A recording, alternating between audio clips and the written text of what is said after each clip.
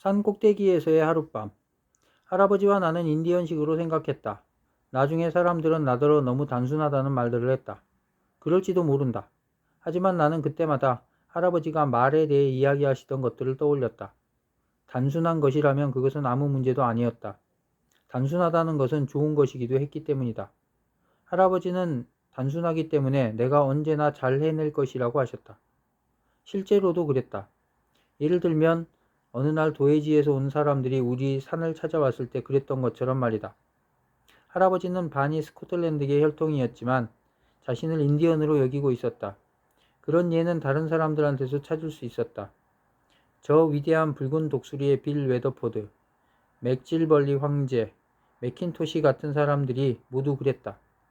그들은 인디언들이 그러하듯이 자신들을 자연에 내맡겼다.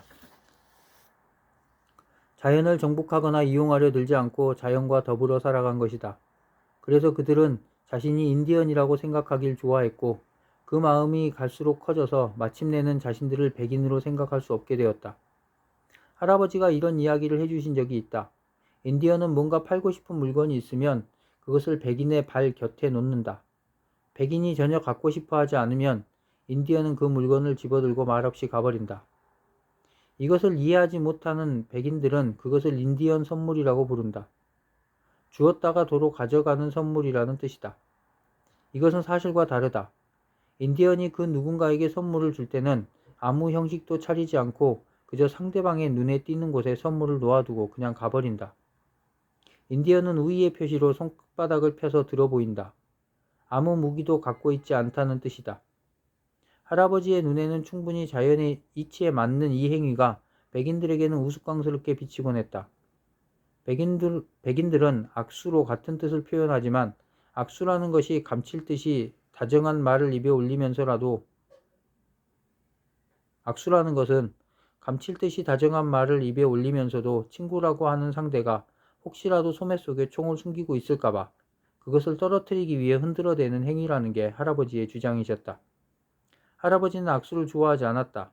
일단 친구라고 생각한 상대를 의심하며 소매에서 뭔가를 떨어뜨리는 사람이 좋게 보일 리 없었던 것이다. 상대방의 말을 믿지 못하기 때문에 이런 인사법이 생겨난 것이라고 할아버지는 생각하셨다. 그것은 상대방의 말에 대한 철저한 불신을 뜻했다. 나도 그 의견에 동감이다. 인디언을 만나면 백인이 하우라고 말하고 키득거리는 것에 대해서 할아버지는 200년 전에 일어났던 일들에 그 원인이 있다고 하셨다.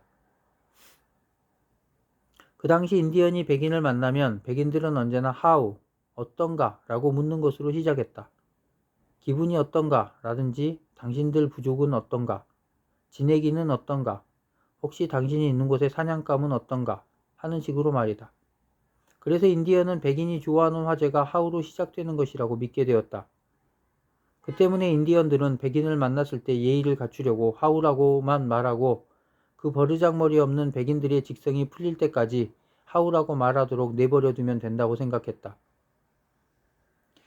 할아버지는 인디언들이 하우라고 말하는 것을 비웃는 사람들은 예의 바르고 사려 깊게 행동하려는 인디언을 비웃는 것이라고 말씀하셨다.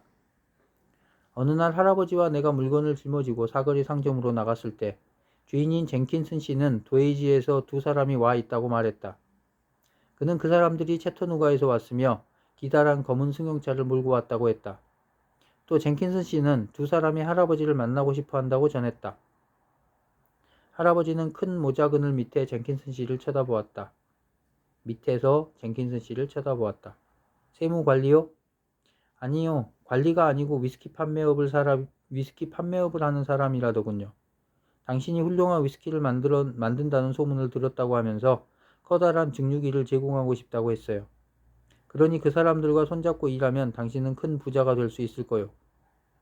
할아버지는 더 이상 아무 말도 하지 않고 할머니에게 줄 커피와 설탕을 샀다. 나는 여느 때처럼 나무단을 가져다 준 보답으로 젠킨슨 씨에게서 오래된 사탕을 받았다.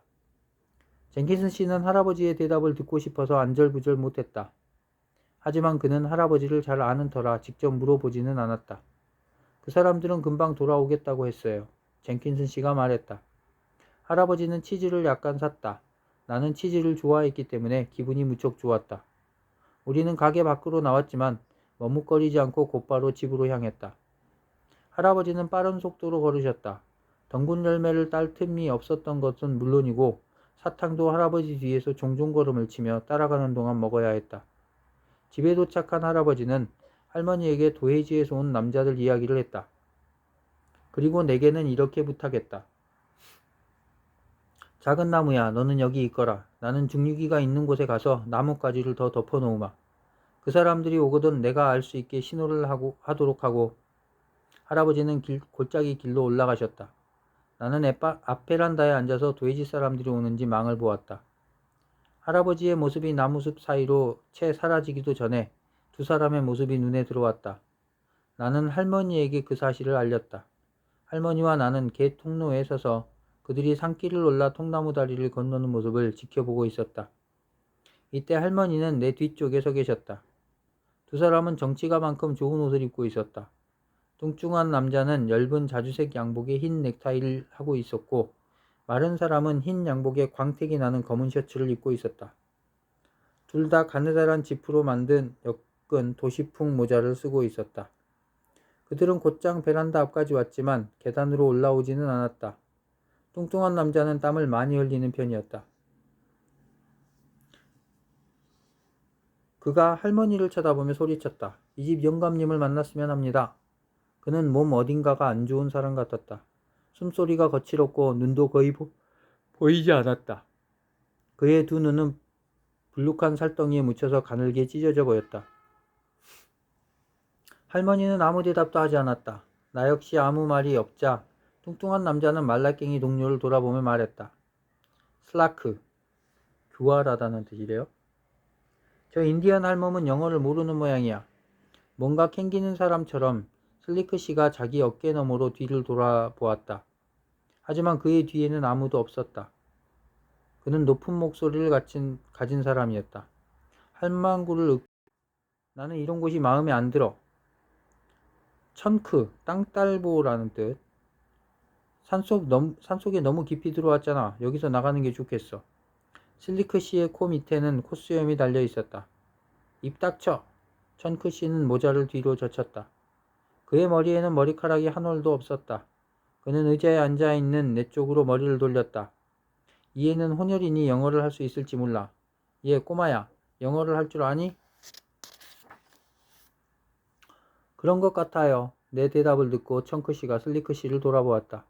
자네 들었나? 할 수 있대. 처음에는 서로 마주보며 거면쩍은 웃음을 흘리던 그들은 얼마 안가 큰 소리로 키들거리며 웃기 시작했다. 그 사이 할머니는 집 뒤쪽으로 가서 블루보이를 풀었다. 블루보이는 할아버지를 찾아 계곡으로 쏜살같이 뛰어 올라갔다. 아빠는 어디니 꼬마야? 청크씨가 다시 물었다. 나는 그에게 아빠를 기억하지 못하며 여기서 할아버지 할머니와 함께 살고 있다고 대답했다. 그러자 청크씨는 그럼 할아버지는 어디 있느냐고 다시 물었다.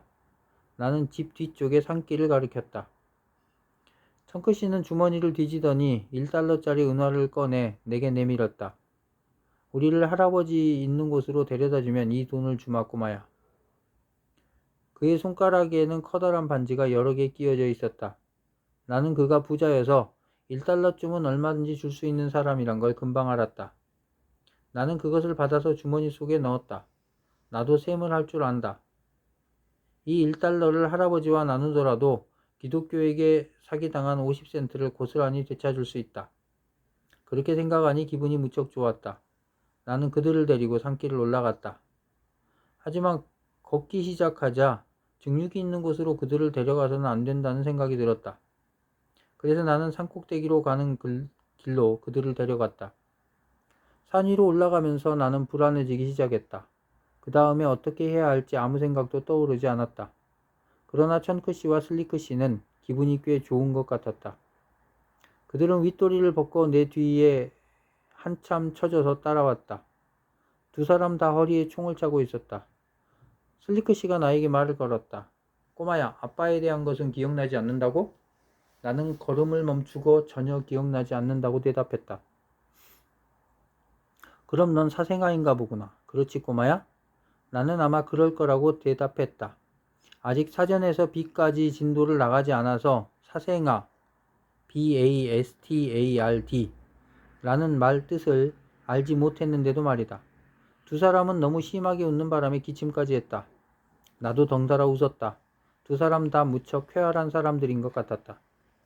천크씨가 다시 입을 열었다. 제기랄, 이곳은 온통 짐승투성이구먼. 나는 산에는 짐승들이 무척 많다. 들고양이, 산돼지, 게다가 할아버지와 나는 언젠가 곰을 본 적도 있다고 말해주었다. 슬리크 씨는 우리가 곰을 본 게 최근의 일인지 알고 싶어 했다. 그래서 나는 실제로 보지는 않았지만 남긴 발자국을 보았다고 대답했다. 나는 곰 발자국이 남아있는 미루나무를 가리켰다. 아, 저 나무에 그 발자국이 있어요. 청크 씨는 갑자기 뱀에게 습격이라도 당한 것처럼 옆으로 획 물러섰다.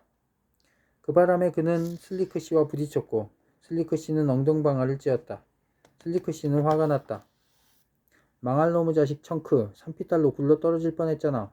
네가 저기서 날 넘어뜨렸으면. 슬리크 씨가 저 아래쪽 계곡을 가리켰다.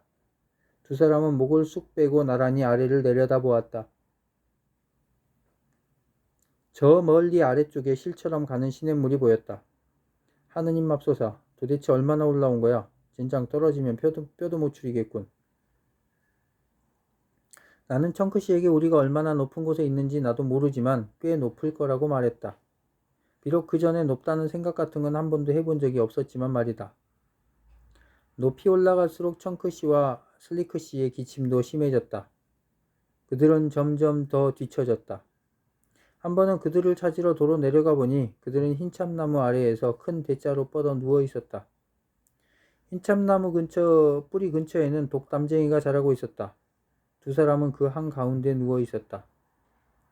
독담쟁이는 눈으로 보기에는 이쁘고 깨끗한 녹색 이파리들이지만 그 위에서 잠을 자는 일 같은 건 하지 않는 게 현명하다.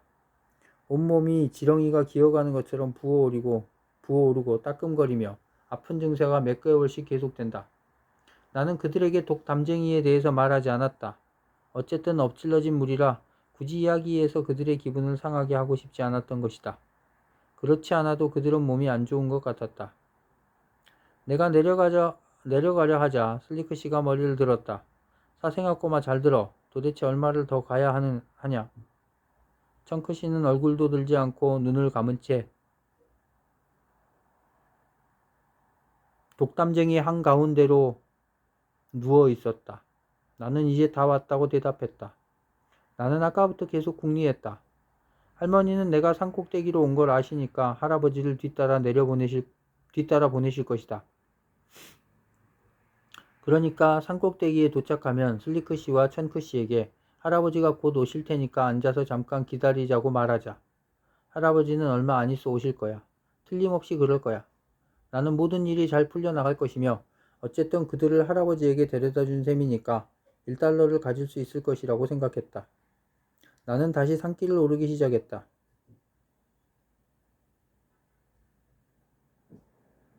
슬리크 씨가 청크 씨를 부축하여 독담쟁이 있는 곳에서 일으켜 세웠다. 두 사람은 비틀거리면서 내 뒤를 따라왔다. 둘 다 윗도리는 독담쟁이 위에 벗어 던져두고 왔다. 돌아가는 길에 다시 집어가면 되니까 괜찮다고 청크 씨가 말했다. 내가 산꼭대기에 도착한 것은 두 사람보다 훨씬 먼저였다. 지금 온 길은 산의 능선을 누비고 다니던 체로키들이 낸 산길들 중에 하나인데 반대쪽으로 내려가면 얼마 안 가 길이 갈라지고 다시 내려가다 보면 또 몇 갈래로 갈라지기를 반복했다.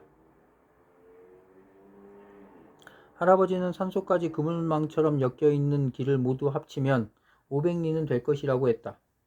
나는 산꼭대기 바로 밑 길이 갈라지는 지점의 덤불 아래에 앉았다. 한쪽은 산꼭대기로 이어지는 길이었고 다른 한쪽은 산의 반대편으로 내려가게 되어 있는 길이었다. 나는 그곳에서 기다리다가 천크 씨와 슬리크 씨가 도착하면 할아버지가 오실 때까지 그곳에 앉아 기다리자고 말할 작정이었다. 그 두 사람이 산꼭대기 위로 모습을 드러내기까지 꽤 오랜 시간이 걸렸다. 뚱뚱한 청크 씨는 슬리크 씨의 어깨에 팔을 두르고 심하게 절뚝거리며 걸어왔다. 발을 다친 것 같았다. 청크 씨는 슬리크 씨를 보고 사생아라고 부르고 있었다. 나는 그 말을 하지 않았는데 청크 씨는 애초에 산골 촌놈한테 일을 맡기는 발상을 한 게 슬리커 씨 아니냐고 따졌다. 슬리커 씨도 지지 않았다. 새삼스럽게 인디언 영감을 찾자고 한 건 너 아니었냐? 이 후레자식아. 두 사람은 소리를 지르면서 내 앞을 지나쳐갔다. 나는 그들에게 여기에서 기다려야 한다는 말을 할 기회를 잡을 수가 없었다. 다른 사람이 말을 하고 있을 때 끼어들면 안 된다는 할아버지의 가르침을 늘상 받아왔기 때문이다. 두 사람은 그대로 곧장 산 반대편으로 나 있는 길로 내려가기 시작했다.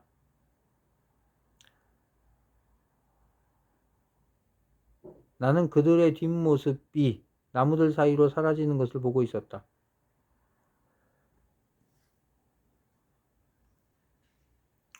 그들이 가는 곳은 곧장 산 반대쪽으로 나 있는 길로 그 두 사람은 그대로 곧장 산 반대쪽에 나 있는 길로 내려가기 시작했다. 나는 그들의 뒷모습이 나무들 사이로 사라지는 것을 보고 있었다. 그들이 가는 곳은 양쪽 산 사이에 끼인 험한 골짜기로 들어서는 길이었다. 나는 그냥 이곳에서 할아버지를 기다리는 게 낫겠다고 판단했다. 그다지 오래 기다릴 필요도 없었다. 블루보이가 먼저 모습을 드러냈다. 나는 내 자취의 냄새를 맡으면서 꼬리를 흔들고 올라오는 블루보이를 보았다. 문득 쏙독새 소리가 들렸다. 틀림없이 쏙독새 소리 같은데, 하지만 그러기에는 아직 어두워지지 않았다. 그래서 나는 그게 할아버지의 소리라는 것을 깨닫고 나도 쏙독새 소리로 응답했다. 거의 비슷하게 흉내냈지 싶다. 늦은 오후 햇살을 비스듬하게 받으며 나무 사이를 빠져나오는 할아버지의 그림자가 보였다. 할아버지는 길을 따라 온 것이 아니었다. 발소리조차 나지 않았다. 할아버지는 원할 때면 언제든지 이렇게 미끄러지듯이 걸을 수 있었다. 드디어 할아버지가 내 앞에 나타났다. 할아버지를 다시 만나니 무척 반가웠다. 나는 슬리크 씨와 청크 씨가 산 아래쪽으로 내려갔다는 것과 또 여기까지 올라오는 동안에 그들이 떠들어댔던 말들을 생각나는 대로 전부 이야기했다. 할아버지는 뭐라고 우물거리셨지만 입 밖으로 내지는 않으셨다. 대신 할아버지는 눈썹을 있는 대로 찡그리셨다. 할머니가 자루에 음식을 담아서 보내주어 우리는 삼나무 밑에 앉아서 그것들을 먹었다. 높은 산 위에서 먹는 옥수수빵과 밀가루를 묻혀 요리한 매기는 정말 맛이 기가 막혔다. 우리는 그것들을 깨끗이 먹어치웠다. 나는 주머니에서 1달러짜리 은화를 꺼내어 할아버지에게 보여드렸다. 내가 일을 잘 해냈다고 청크씨가 판단하면 내 몫이 될 수 있는 돈이었다. 나는 할아버지에게 잔돈으로 바꾸면 둘이서 절반씩 나눌 수 있을 것이라고 말했다. 할아버지는 자신이 청크씨를 만나러 여기에 왔으니 내 할 일은 다 한 것이라고 하시면서 1달러는 통째로 내 것이라고 하셨다.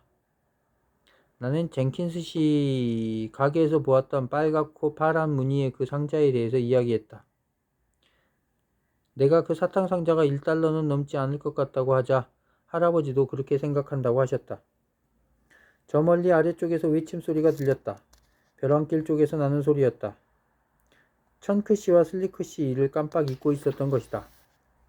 사방에 어둠이 깔리고 있었다. 산자락에서 쏙독새와 산새들이 울기 시작했다. 할아버지가 일어나서 양손을 입에 대고 고함을 질렀다. 야호. 할아버지는 아래쪽을 향해 쥐어짜듯이 길게 소리를 질렀다. 맞은편 산에 부딪힌 그 소리는 마치 할아버지가 그쪽으로 건너가기라도 한 것처럼 또렷하게 되돌아왔다. 다시 벼랑이 있는 곳에 가서 부딪힌 그 소리는 계곡 아래로 굴러가면서 점점 약해졌다. 메아리가 이렇게 번져가면 첫소리가 어디서 왔는지 도저히 짐작할 수가 없다. 그런데 메아리가 거의 사라졌을 때 우리는 산 아래쪽 벼랑에서 울리는 세 발의 총성을 들을 수 있었다. 그 소리도 이곳저곳에서 메아리를 만들어내며 사라져갔다. 총이야, 놈들이 총성으로 대답하고 있어. 할아버지가 다시 한번 고함을 질렀다. 야호. 나도 뒤따라 외쳤다. 우리 두 사람의 외침소리로 메아리들은 서로 뒤엉켜 튀어오르면서 춤을 추었다. 다시 세 발의 총소리가 들렸다. 할아버지와 나는 계속 고함을 질렀다. 메아리의 귀를 기울이는 건 무척 재미있는 일이다. 총소리는 우리가 소리칠 때마다 답을 보내왔다. 하지만 어느 순간 총소리는 더 이상 들리지 않았다. 우리도 더불어 외치는 것을 그만두었다. 총알이 떨어졌구나. 할아버지는 이렇게 말씀하셨다. 이제 주변은 완전히 어두워졌다. 할아버지가는 기지개를 켜고 나서 하품을 했다. 작은 나무야, 저 사람들을 도와주러 굳이 이 밤에 저 아래까지 달려 내려갈 필요는 없을 것 같구나. 그냥 놔둬도 괜찮을 거다. 내일 아침에 도와주러 가도록 하자꾸나. 나 역시 그러는 것이 좋겠다고 했다. 할아버지와 나는 삼나무 아래에 어린 가지들을 깔고 그 위에서 잠을 잤다. 봄이나 여름에 산에서 야영을 할 때는 어린 가지들 위에서 자는 것이 제일 좋다. 그렇지 않으면 빨간 진드기들에게 온통 빨아먹히고 만다. 빨간 진드기는 워낙 작아서 맨눈으로는 볼 수가 없다. 몇백만 마리나 되는 놈들이 풀잎마다 덤불마다 새까맣게 깔려 있는 것이다. 그것들은 사람들에게 들러붙어 살속으로 파고들기 때문에 온몸에 좁쌀 같은 발진이 돋곤 한다. 빨간 진드기가 유달리 극성을 부리는 해가 있다. 올해가 바로 그런 해였다. 산속에는 나무 진드기라고 하는 또 다른 진드기 종류도 있었다. 할아버지와 나 그리고 블루보이는 어린 가지로 만든 침대에 기어 올라갔다. 블루보이는 몸을 구부리고 내 옆에 누웠다. 차가운 밤 기운 속에서 따뜻한 체온이 느껴졌다.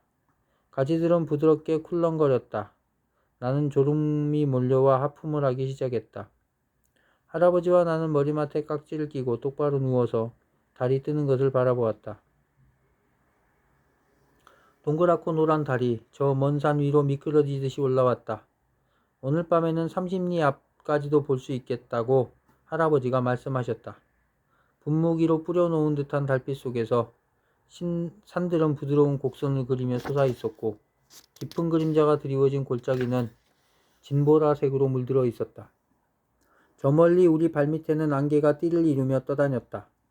안개들은 골짜기를 스쳐 지나가기도 하고 산자락을 뱀처럼 휘감기도 했다. 조그만 안개띠 하나가 돛담배처럼 산 허리를 돌아 나오더니 또 다른 안개띠와 부딪혔다. 두 줄기 안개는 서로 함께 어우러져 뒤섞이더니 이번에는 산골짜기 위로 휘휘 솟아오르기 시작했다. 우리 바로 옆에 있는 느릅나무 꼭대기에 앵무새 한 마리가 자리를 잡고 앉아서 노래를 불렀다. 산 뒤쪽에서는 들고양이들이 짝짓기하는 소리도 들렸다. 그놈들은 미친 것처럼 비명을 질러댔다. 짝짓기를 하면 아주 기분이 좋기 때문에 들고양이들도 저런 소리를 내지 않을 수 없다고 할아버지가 설명해 주셨다. 나는 매일 밤 산 꼭대기에서 잤으면 좋겠다고 할아버지에게 말씀드렸다. 할아버지는 자신도 그렇다고 하셨다. 바로 아래쪽에서 올빼미가 새된 소리를 지르며 울었다. 그런데 짐승의 소리가 아닌 비명소리와 고함소리가 저 멀리 아래쪽에서 들려왔다. 할아버지는 청크씨와 슬리크씨의 싸움소리라고 하셨다.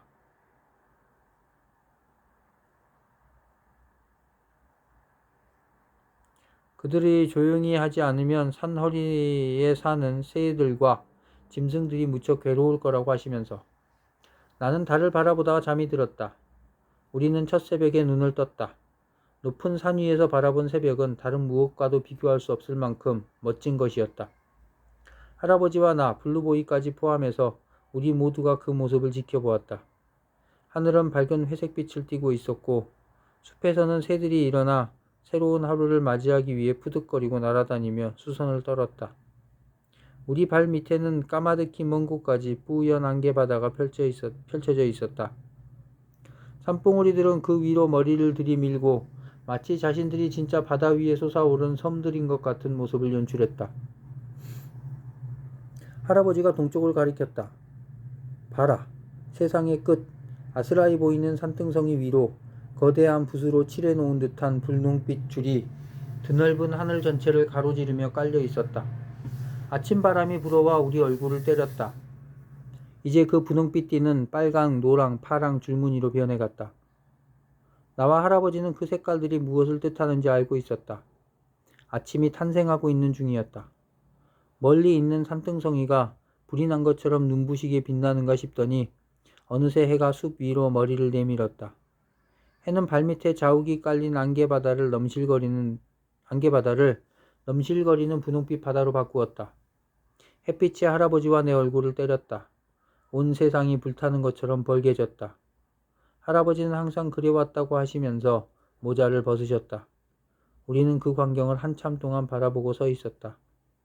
할아버지는 나와 같은 생각을 나누고 있었다. 우리는 언젠가 이 산꼭대기로 와서 아침이 태어나는 것을 다시 한번 보게 될 것이다. 그것은 할아버지와 나 사이에 말없는 약속이었다. 어느새 해는 발목을 잡아당기던 산에서 벗어나 하늘 한가운데 동그만이 떠 있었다. 할아버지는 숨을 한번 크게 내쉬고 기지개를 켜듯이 온몸을 쭉 뻗고 나더니 이렇게 말씀하셨다. 자, 우린 할 일이 있어. 내가 할 일은... 할아버지는 머리를 극적이시더니 다시 한번 같은 말을 반복했다.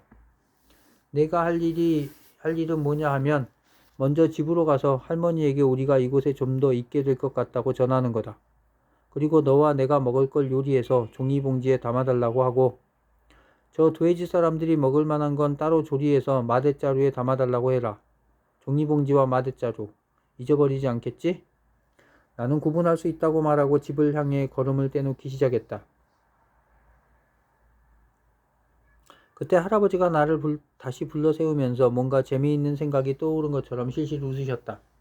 그리고 작은 나무야, 할머니가 그 두 사람 먹을 걸 조리하기 전에 그 친구들이 너에게 떠들었던 것을 모조리 할머니에게 이야기해드려라. 나는 그러겠노라고 하고 길을 따라 뛰어내려갔다. 블루보이가 따라왔다. 등 뒤에서 할아버지가 청크씨와 슬리크씨에게 외치는 소리가 들렸다. 야호. 나도 할아버지와 함께 소리를 지르고 싶었다. 그렇지만 산길을 내려가는 것도 싫지는 않았다. 특히 이렇게 이른 아침 시간에는 말이다. 온갖 생물들이 하루 생활을 시작하기 위해 밖으로 나오는 시간이었다. 호두나무의 높은 가지에 너구리 2마리가 앉아 있었다. 그놈들은 나를 내려다보고 있다가 내가 그 나무 밑을 지나가자 뭐라고 말을 걸었다. 다람쥐들은 길을 가로질러 폴짝거리며 뛰어갔다. 그 옆을 지나치려니까 다람쥐들이 앞발을 모으고 일어서서 찌익찌익하고 나에게 떠들어댔다. 산길을 걸어 내려오는 동안 온갖 새들이 날개를 퍼덕거리며 내 앞으로 날아다녔다. 앵무새 한 마리는 나와 블루보이를 한참 동안이나 따라오다가 내 머리 위에 내려앉아서 장난을 걸었다. 앵무새들은 자기를 좋아하는 사람을 만나면 이렇게 한다. 나는 앵무새를 무척 좋아했다. 밭 있는 데까지 가자 오두막집 뒷문 입구에 할머니의 모습이 보였다. 할머니는 새들 모습을 보고 내가 내려오는 걸 알고 계셨던 것 같았다. 사실 할머니는 사람이 갑자기 나타나도 한 번도 놀란 적이 없었다. 그래서 나는 할머니가 냄새를 맡아서 알아내는 게 아닐까라는 생각을 하고 있었다. 할머니에게 종이봉지에는 할아버지와 내가 먹을 것을 담고 청크씨와 슬리크씨가 먹을 음식은 마대자루에 따로 넣어달라고 부탁했다. 할머니는 곧장 부엌으로 가서 요리를 하기 시작했다. 할아버지와 내가 먹을 걸 조리하고 난 할머니는 청크씨와 슬리크씨가 먹을 생선을 튀기기 시작했다. 그때 할아버지가 말했던 것이 떠올랐다. 나는 그들이 떠들어대던 말들을 기억나는 대로 할머니에게 이야기해드렸다. 한창 이야기를 하는데 갑자기 할머니가 프라이팬을 불에서 내려놓으시더니 대신 물을 가득 부은 냄비를 올려놓으셨다. 할머니는 청크씨와 슬리크씨가 먹을 생선을 냄비 속에 집어넣었다. 튀기지 않고 생선찜으로 만들기로 마음을 바꾸신 것 같았다. 또 할머니는 나무 뿌리 가루도 냄비 속에 집어넣었다. 나는 이제까지 한 번도 할머니가 요리할 때 그 가루를 넣는 것을 본 적이 없었다. 생선은 금방 부글부글 끓었다. 나는 할머니에게 청크씨와 슬리크씨는 매우 아주 쾌활한 사람들인 것 같다. 처음에는 내가 사생활에서 우리 모두 웃었다고 생각했는데 나중에 알고 보니까 슬리크씨도 사생아여서 그걸 두고 웃은 것 같다.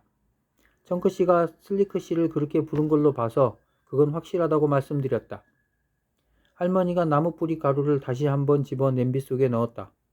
나는 1달러에 대해서도 할머니에게 이야기했다. 내 할 일을 다 했으니 그 돈을 가져도 된다고 한 할아버지의 말씀도 전해드렸더니 할머니도 같은 의견이라고 하셨다. 나는 그 빨갛고 파란 상자에 대해서는 말하지 않았다. 근처에 기독교도가 없다는 건 나도 알고 있었지만 그래도 주위에서 나쁠 건 없다고 생각했다.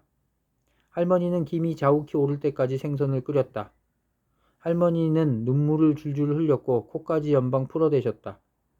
할머니는 김 탓인 것 같다고 하시면서 도해지 사람들에게 먹을 생선을 마대자루에 담아주셨다. 나는 다시 산길을 올라갔다. 할머니가 개들을 모두 풀었기 때문에 개들도 나와 함께 산으로 올라갔다. 산꼭대기에 도착해보니 할아버지의 모습이 보이지 않았다. 휘파람을 불자 산 반대편 중턱쯤에서 대답이 들려왔다. 나도 그쪽으로 내려갔다. 그 길은 좁고 나무가 빽빽히 우거져 있었다.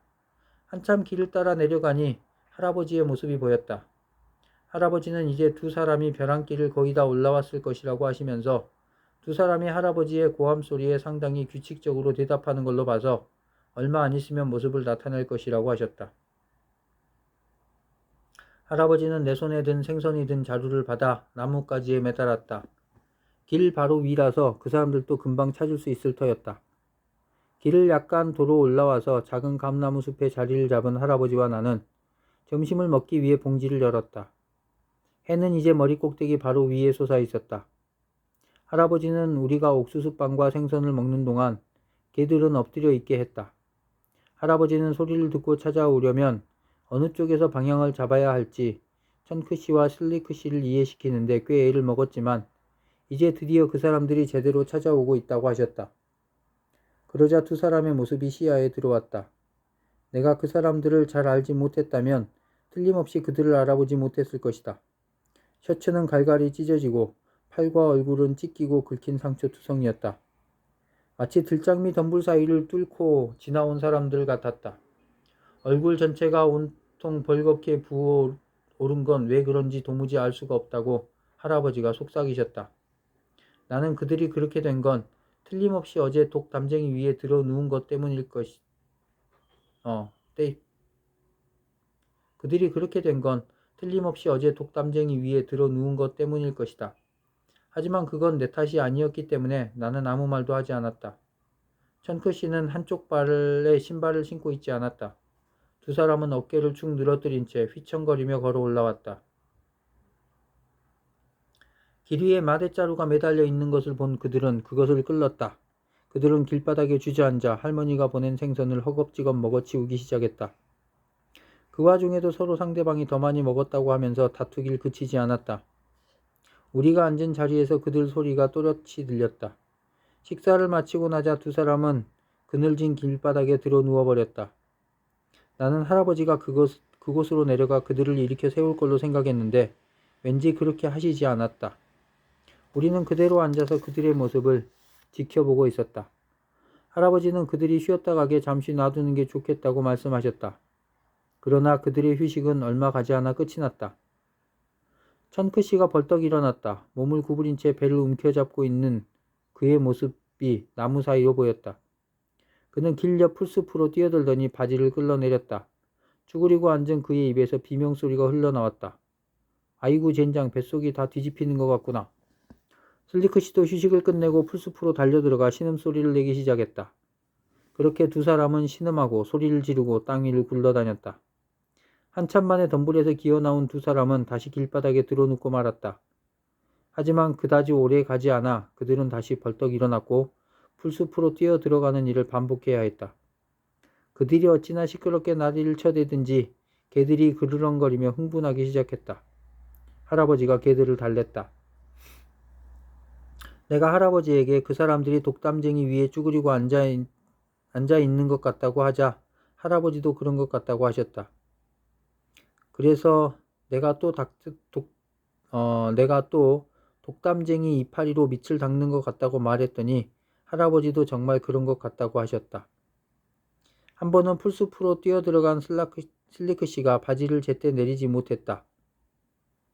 그 다음부터 그는 붕붕거리며 날아드는 파리 때문에 한참 동안 시달려야 했다. 이런 일이 1시간쯤 계속되자 그들은 길바닥으로 와서 완전히 뻗고 말았다. 할아버지는 그들이 먹은 게 그들 체질에 맞지 않았던 모양이라고 하셨다. 할아버지가 길로 내려서시더니 그들이 있는 아래쪽을 향해 휘파람을 불었다.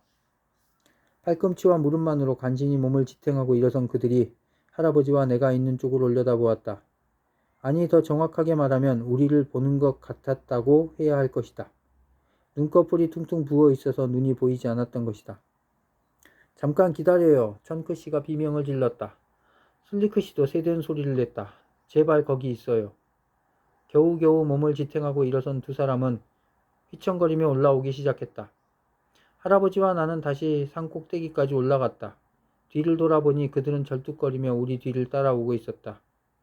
할아버지는 이제 우리는 집으로 내려가도 괜찮겠다고 하셨다. 이제 그 사람들도 길을 알 테니 제대로 내려올 거라고 하시면서. 할아버지와 내가 오두막집에 도착했을 때는 늦은 오후가 다 된 시간이었다. 우리 세 사람은 뒷문 베란다에 앉아서 청크 씨와 슬리크 씨가 내려오기를 기다렸다. 두 사람이 빈터의 모습을 드러낸 것은 그러고도 2시간이 더 지나서 주위가 어둑해질 무렵이었다. 청크 씨는 나머지 한쪽 신발까지 잃어버렸는지 발끝으로 걸었다. 그런데 그들은 곧장 집으로 들어오지 않고 집을 피해 빙 돌아 내려갔다. 나는 깜짝 놀랐다. 할아버지를 만나고 싶어하는 걸로 생각했기 때문이다.